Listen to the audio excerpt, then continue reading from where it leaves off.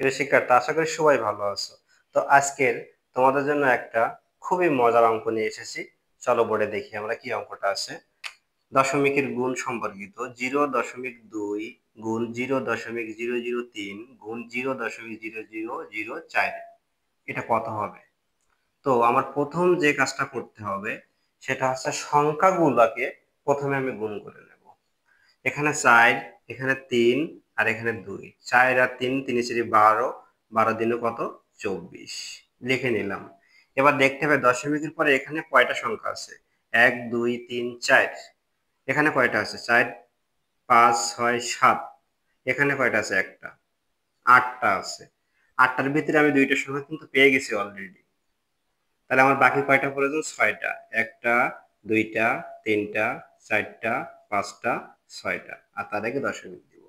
আরেকবার বলি তোমাদেরকে, খুবই মন দিয়ে খেয়াল করো। সংখ্যাগুলোকে প্রথমে আমি গুণ করে নেব।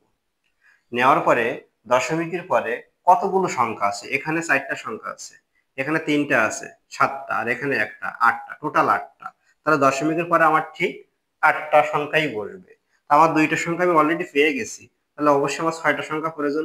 এখন 6টা সংখ্যা তো আমার নাই, তাই মানে কি আমার অঙ্ক হবে না? তাহলে আমি কি করব?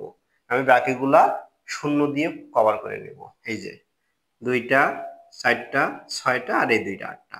তো ভিডিওটা কেমন লাগলো অবশ্যই আমাকে কমেন্টে জানাবে।